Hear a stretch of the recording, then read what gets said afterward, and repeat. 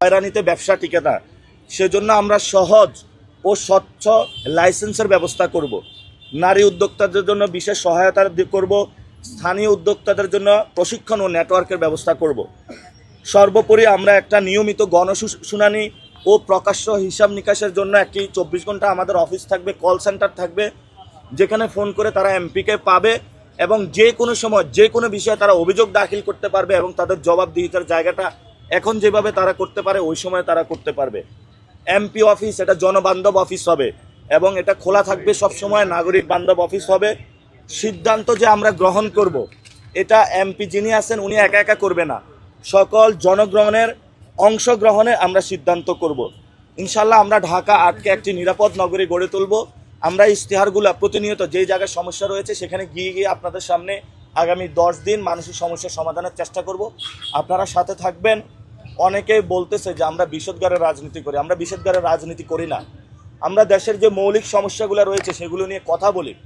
কথা বলেতে যারা এই এস্টাবলিশমেন্টের অংশ হয়েছে তারা আমাদের বিরুদ্ধে লাগার পরে বলে ছেলেগুলা বিয়াদব, অর্বাচীন, অনেক আমাদেরকে দিয়ে থাকে তারা। শেখ হাসিনা যেভাবে আমাদেরকে অনেক কথা বলেছিল, আমরা যখন বলেছিলাম আপনি বাংলাদেশে ফেসিবাদী ব্যবস্থা রাখতে পারবেন না, তো সেই অবস্থা এখনও চলছে। তা আমরা ধৈর্য ধারণ করব। আমরা সমাজে যে অন্যায়, অনিয়ম, দুর্নীতি এটার বিরুদ্ধে বলে যাব। আমি শুধু তো এমপি হলেও হবে না, সামাজিক পরিবর্তনও করতে হবে। এখন আমরা অফিস আপনাদেরকে ঘুরে দেখাবো কিভাবে আমরা অফিসটি সাজিয়েছি, কাদের ছবি দিয়েছি, কেন দিয়েছি। আপনারা একটু সবাই আসবেন। ধন্যবাদ।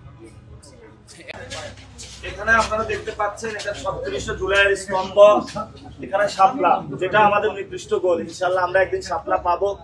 এটা আমাদের শাপলাকলি মার্কা। আপনারা জানেন নির্বাচন কমিশনে এই শাপলাকলির জন্য আমি দীর্ঘ 6 মাস লড়াই করেছিলাম। এই লড়াইয়ের মধ্য দিয়ে শাপলাকলি আমাদের এখানে আসে এবং ঢাকা 8 এই শাপলাকলি নিয়ে আমি ইলেকশন করছি।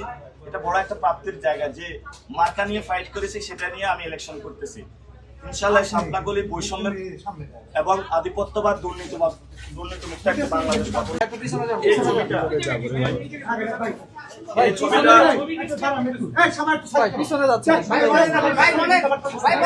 ঘোষণা দিয়েছিল নাহিদ ইসলাম। এই যে এখানে আসি আমরা জুলাই সনদটাতে ফোকাস করার চেষ্টা করেছি যে জুলাই সনদের মাধ্যমে হ্যাঁ বলুন।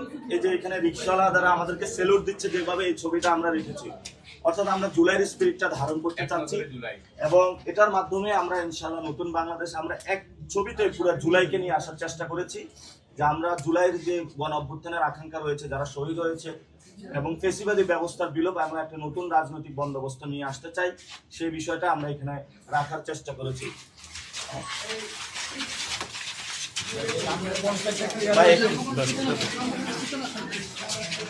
পিছনে যান না,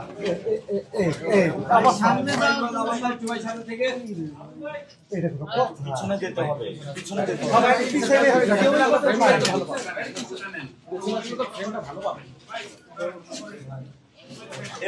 এরকম করেন কেন? এই ছবিটা অনেক গুরুত্বপূর্ণ। বাংলাদেশের ইতিহাসে 5 জন গুরুত্বপূর্ণ ব্যক্তি যারা ইনকিলাব জিন্দাবাদের স্লোগান দিয়েছিলেন এবং একসাথে হলো তারা পুরো বাংলাদেশকে একসাথে আমাদেরকে গেঁথেছেন। আপনি দেখেন ভাসানী, যিনি মুসলিম জননেতা ছিলেন, এবং উনি আছেন যোগেন মন্ডল, যিনি যারা নিম্নবর্ণ হিন্দু তাদের জন্য লড়াই করেছিলেন।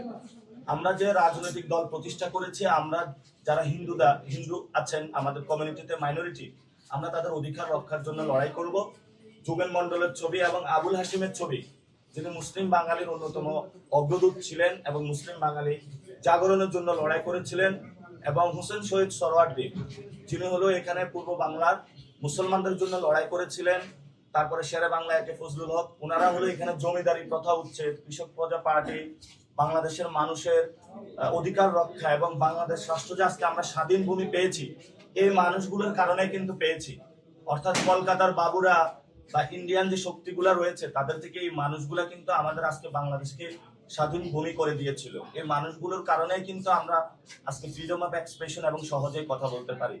এবং আমাদের এনসিপির দলীয় কিন্তু এই যে 5 নেতা কিন্তু দলীয় নেতা, ওনারা আমাদের ফাউন্ডিং অথবা যাদের আদর্শগুলো আমরা মেনে চলি। ইনকিলাব ইনকিলাব জিন্দাবাদ জিন্দাবাদ ইনকিলাব ইনকিলাব জিন্দাবাদ ভাই আপনি ইনকিলাব ইনকিলাব জিন্দাবাদ জিন্দাবাদ। আরে ভাই কি জুতা পারে আছে আপনি আমার সামনে বলেন, ঠিক আছে আমার পারাচ্ছেন। পিছনে নামান, আমি এই ওসমান হাদি ভাইয়ের ছবি, এখানে লেখা আছে জান দিয়েছি জুলাই দেয়নি। অর্থাৎ ওনার যে অসমাপ্ত লড়াই এটা আমরা ঢাকা 8-এ শেষ করতে চাই।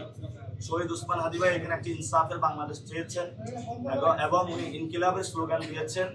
এটা আমরা গ্রাফিতিটা করেছি যাতে অফিসে যারা আসে সবার মধ্যে ইন্সপায়ারেশনটা থেকে এবং আমরা যাতে শহীদ ওসমান হাদি ভাইয়ের যে খুন হয়েছে খুনের বিচার করতে পারি, ওনার যে সংগ্রাম সেটা আমরা চালিয়ে নিতে পারি। এই ছবিটাও আমরা এখানে গ্রাফিতি করেছি। এটা একটা ঐতিহাসিক ছবি বেগম খালেদা জিয়া। অনেকে আমাকে জিজ্ঞেস করেছে যে এনসিপি 11 দলীয় জোটের নাসিরউদ্দিনের নির্বাচনী অফিসে কেন খালেদা জিয়ার ছবি। খালেদা জিয়ার সাথে আমি পার্সোনালি কথা বলেছিলাম এবং উনি বাংলাদেশের গণতন্ত্রের একজন নেত্রী এবং এই পল্টন এরিয়াতে কিন্তু আমাদের অফিস।